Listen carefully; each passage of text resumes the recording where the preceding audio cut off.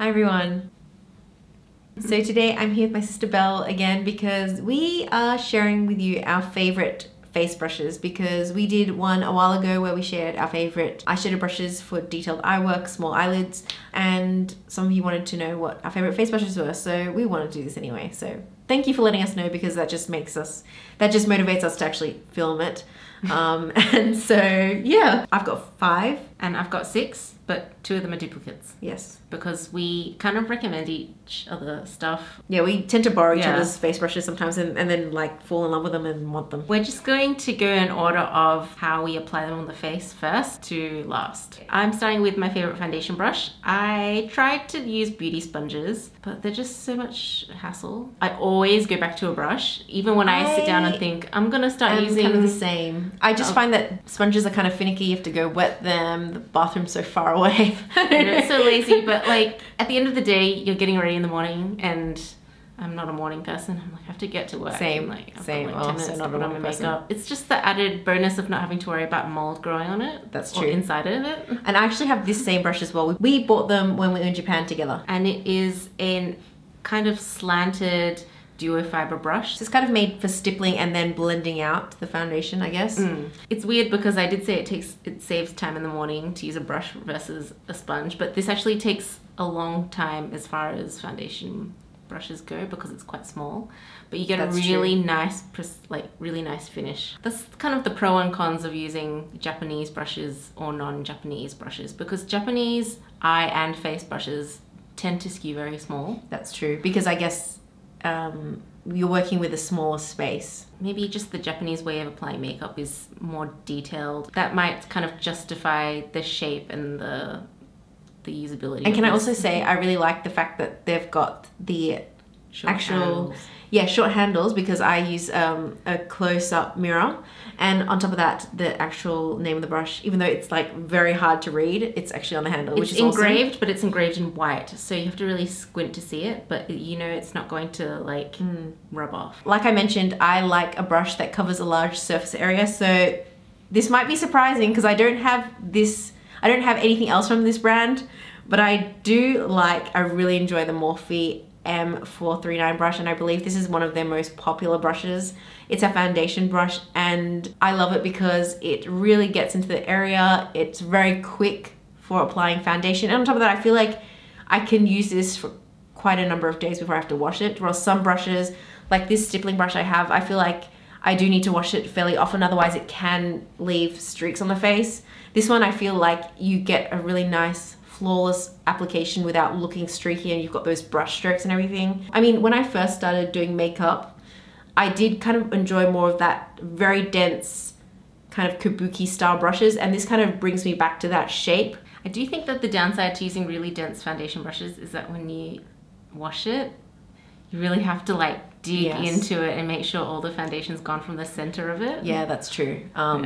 And they take a long time to dry as well. I would definitely consider getting another one of these. In fact, I have no idea how this fell into my collection. Back in the day, I think I had subscription boxes, and I think this came in it because Morphe wasn't really on my radar. Morphe is not something that you just casually buy in Australia, because it has to ship from, or you have to use either...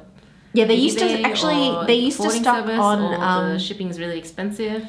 Yeah, they used to stock on MakeupNet, but now they've pulled out of Australia, so I think you can only get them on international websites. But I would totally consider getting another one of these. My next brush is something that we both have.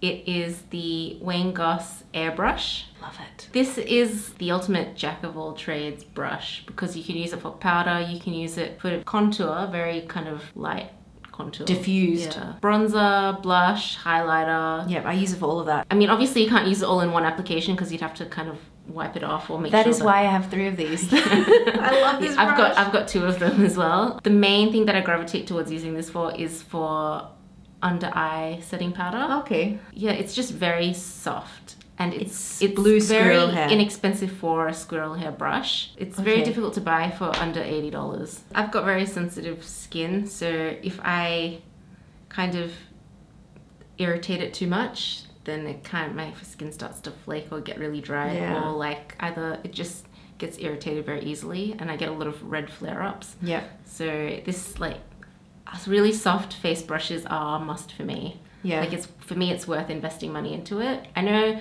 they're not a must for a lot of people because like the softer you go, the returns are kind of diminished. Because it does take more time to build it up. It doesn't pick up as much product. And I actually, going into that, I feel like that's why it takes me so long to use up products, because natural hair brushes just don't pick up product, as much product as your synthetic hair brushes. And so when I was panning some of my powders, I actually had to swap it up with a stiffer brush, like a goat hair or synthetic, because it just wasn't grabbing it, especially near the edges of the pan. I totally understand why makeup artists, you have to put lots of, like, have to do makeup really quickly, and on a lot of people use goat hair brushes, because I feel like it's the middle ground between a synthetic brush, but it's also got kind of the softness of like a natural hair brush. And they wash easily and they're last a long time. Yeah, that's true. Okay, next brush we have is the Zoeva Concealer Buffer Brush. The good thing about the Zoeva brushes is it tells you exactly what it's for in case, you know, you're unsure of what certain shapes are good for. Zoeva make really good brushes for people that want to sort of get into investing in a better quality like makeup brush set. It's also really good that Zoeva are stocked in Sephora in Australia. So you can go and feel all the brushes, make sure that the shapes are right for your needs, because a lot of brush brands don't stock in brick and mortar stores. It'd be really great, I think, if there was a store where you could, like, that was dedicated to brushes. Yeah, so then you don't have to buy sets with brushes with shapes that you're not gonna need in the end. I did actually buy this as part of a set, and I think it was the eye set. I would consider this a face brush rather than an eye brush, because obviously it's on your face, not on your eyes. I feel like this is the small version of this, so that's why I really like that. And I can get in the areas that I need and just buff it in, and I always get a really nice finish when I do that. So sometimes I like to kind of buff it in, and then at the edges just smooth it out. These Zoeva brushes, they wash so well, they are so durable. My next one is a very crazy expensive one. This is the Tom Ford bronzer brush number 5. Did you buy that yourself? No, I asked someone to pick this up for me. But yeah, Tom Ford brushes are really expensive. They are made by, I believe, Hakuhodo as well. I think Chikuhodo. I think these are being redone as synthetic, or they're being redone. Why are brands doing that? I don't know, maybe people are heading towards that direction. This is a goat hair brush, so I don't understand, because goats need to be sheared anyway, and they're used for milk, and anyway, let's not get into that. Get too in depth. Anyway, this is a goat hair brush. I think it's Chikuhodo goat, or maybe it's just regular goat, but it's really soft. Do you want to explain the difference, what a normal goat is versus like There are different grades of goat hair, and I think Japanese brushes in particular will differentiate between the kinds of goat that they use, the kinds of squirrel that they will take from. Anyway, this brush, extremely expensive, but I love it because it makes everything so efficient. It's really big. Again, I'm not a morning person, so when I wake up, I only have a short amount of time to put on my makeup. And this is what you use for bronzer? This is what I use it's more like framing my face. I don't do defined contour. It's just bronzing it up, giving it color. Half bronzer, half contour. For me, this is no fail. It's not going to, it doesn't apply things patchy or kind of, I never have to second guess myself when I use it. I'm just like, boop, doop, doop, doop, done. I don't think it's a need. It's not a must-have. Look, no makeup is a must-have. One of my favorite brushes that I have used for so many years, and one of the brushes that I got, you know, maybe like a decade ago when I kind of got into makeup, is this MAC, what is it? It's rubbed off. I've got it 168. And this is prior to when they went synthetic. I love this brush because one side I use for blush, the other side I used for bronzer or contour. And I like the fact that this was, you know, kind of a multi-purpose brush. Since I've had this for 10 years, has, I think, only kind of started to shed now, but I love it. I always get a very good application as well. You do forget that MAC brushes, well, back before they went synthetic, actually really good quality. And made in Japan. Hakuhodo. But the only ones individually sold were made by Hakuhodo, not the ones in the holiday sets. Yeah. I remember when you had this, I used to steal it all the time. That's really unhygienic, but at the time I'm like, eh. We were just like, yeah, we'll just share everything. And so eventually I bought my own as well. I would love another one of these, but unfortunately they're all gone. I've tried looking for similar shapes to this, but it's just unparalleled. I think there's a reason why this has such a cult following, especially like, again, the beauty community 10 years ago. Why change a good thing? I don't understand it. Obviously, maybe from a business practice, maybe going synthetic is a smart move. I don't know. I think it's like the equivalent of doing a music cover, unless you're going to do it at the same level or parallel with what you're trying to cover, then what's the point of doing it? The next brush is, again, the Goss brush. I chose the Airbrush as well because I love it. So I use this mostly for bronzing and blush, and I like to use it with powders that tend to be quite pigmented, because I feel like this does allow for a lighter, more diffused application because it is so soft. It doesn't pick up as much product, and you can just really work it in, and love it. It just feels so good on the face. I use it everywhere. My next one is from a limited edition set. This is a Chikuhodo Beautylish. It's so pretty. Brush. It's from the Sakura collection that came out in holiday 2015, and it came in a set. So even though these are all made of squirrel, I think individually it comes out a bit cheaper because it's in a set. Why do you like this brush so much? The first thing I love about this brush is the shape of the brush, the actual brush. It's like this ball shape, and it's quite wide on the side. It picks up powder really well. Firstly, it picks up an even amount of powder across the entire brush, so you don't get like concentrations in any one point.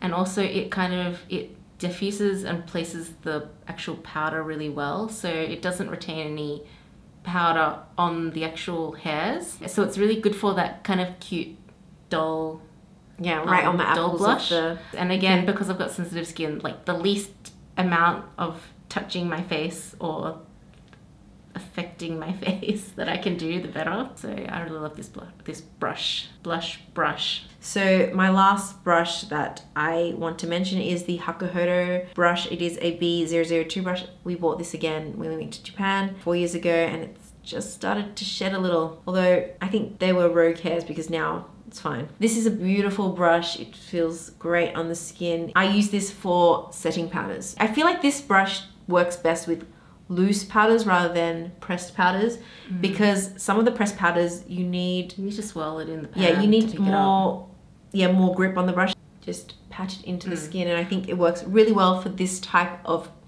powder. So yeah, I mean, there's nothing more I have to say about this brush, but I do like it. I want to get another one. Yeah, I want to order more Hakuhodo brushes. We've been saying for a while that we want to do an order together, but we just haven't gotten around to doing it. Yeah, it's expensive. It is. My last brush is kind of like a very difficult or kind of unknown brand. It's actually something that I bought from CD Japan. Oh, yeah. And this is from the brush brand Mizuho. I actually like the look of this brush because it's kind of like speckled. It's very interesting, yeah. It's got a nice pattern. And I like that it's kind of sword shaped.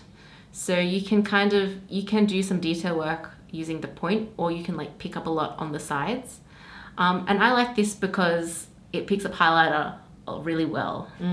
But also diffuses highlighter powder really well, especially in this kind of makeup environment where highlighting is quite intense. Popular. I've never met a highlighter brush like this. I've never seen anything like this. I think typically highlighter brushes either like fan brushes or kind of that really popular Morphe brush. Yeah, but I really like this one. It picks up a lot of pigment, and then also it's really soft on my cheeks. Yeah, that's nice. So that's it. We probably talked for a long time, so yeah, I hope you found that interesting, and I hope you didn't fall asleep. I know we can get really passionate about brushes because we both just ramble on a lot. We both love brushes. We had a hard time narrowing it down. Hope you found this useful or interesting, or you learned something, or I don't know, filled up your time while you had us on in the background. Yes. And let us know what your favorite brushes are, because it's always interesting to know what brushes people gravitate towards when it comes to makeup brushes, because everyone's got different ways of applying makeup, different needs. And yeah, let me know if you think I should check out any of your recommendations, because I'm probably quite susceptible to it.